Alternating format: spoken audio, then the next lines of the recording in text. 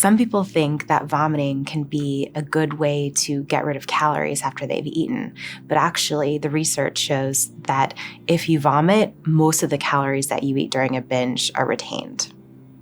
Hi, I'm Dr. Jenny Thomas, and I'm a clinical psychologist.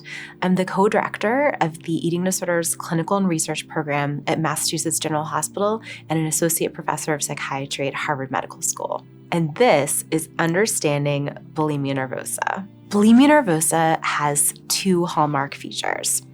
The first one is binge eating, and the second one is compensatory behaviors. Binge eating includes eating large amounts of food in a short period of time and feeling out of control. Compensatory behaviors can include purging and non-purging behaviors. Purging behaviors can include self-induced vomiting, taking laxatives or diuretics. Non-purging compensatory behaviors can include fasting or exercising really intensively. Bulimia nervosa is a very dangerous disorder and can even be fatal. Some of the major health consequences include dehydration, erosion of tooth enamel, swelling of the salivary glands, bleeding in the esophagus, and imbalances of body salts called electrolytes, like potassium, sodium, and chloride.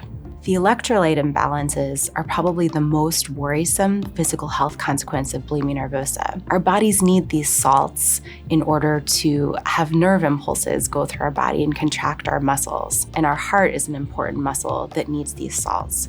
And so unfortunately, when someone with bulimia nervosa has an electrolyte imbalance, it can cause them to have irregular heartbeat and even for their heart to stop beating.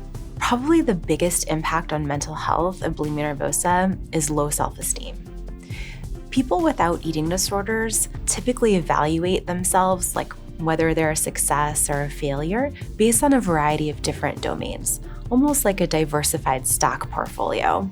They might base their self-esteem on how well they're doing in school or in their career or their relationships, how well they're doing at sports. People with eating disorders, and in particular bulimia nervosa, give an outsized level of importance to their shape and weight. So in other words, even if they're succeeding in many areas of life, if that number on the scale changes and they feel that they've gained weight or their shape and weight isn't how they want it to be, that can ruin their whole day, make them feel like a failure, and push them further into the binging and purging cycle. A lot of people wonder what causes bulimia nervosa. And that's actually an active area of research in our field. What we know more about right now is what drives the behaviors forward on a day-to-day basis. Individuals with bulimia nervosa tend to really base their self-esteem on their shape and weight. And that leads them to try to use very rigid behaviors to try to diet and lose weight. So rather than just trying to eat healthy or trying to follow guidelines about eating more vegetables, they might cut out entire groups of food from their diet or try to adhere to a very strict calorie limit or have very rigid rules about not being able to eat at certain times of day or in certain places, for example. Now, the problem with that is twofold. If you're dieting very strictly, you might get really hungry and really want to eat a lot of food. Also, you might start to feel psychologically deprived, which makes you then crave the foods that you're forbidding yourself. Both of those factors create a recipe for out-of-control binge eating. Then once individuals with bulimia nervosa have binged, they feel terrible about it. Remember, this is occurring in the context of weight and shape feeling very important to them. And so in order to counteract the effects of the binge episodes, they'll engage in those compensatory behaviors like vomiting or taking laxatives or diuretics or exercising or fasting. Once they've engaged in those behaviors, though, unfortunately, they aren't very effective at getting rid of the calories. And so it causes the person with bulimia nervosa to want to redouble or triple their efforts at dieting to try to desperately gain back control over their eating, which only further fuels the cycle. We call this vicious cycle of dieting and binging and purging the cognitive behavioral model of bulimia nervosa. Let's talk about some misconceptions about bulimia nervosa. One misconception is that purging keeps you thin. Unfortunately, this is wrong for two reasons.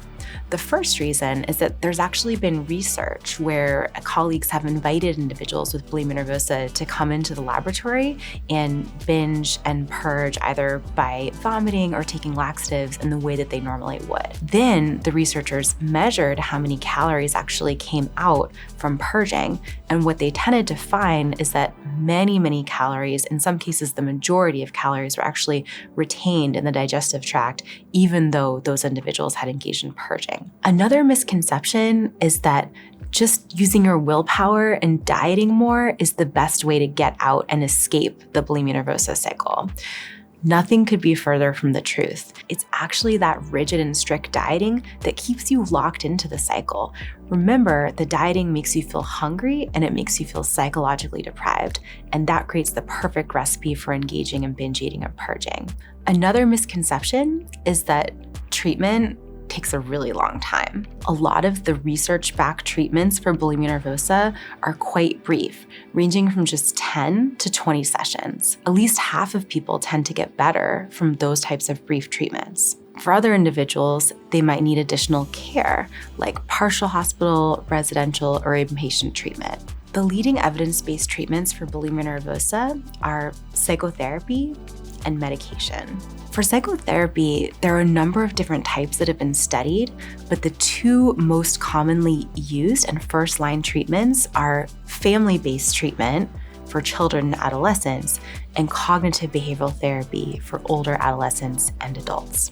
Bulimia nervosa is a very serious disorder and can even be fatal. That said, treatment works, and the majority of people will go on to fully recover.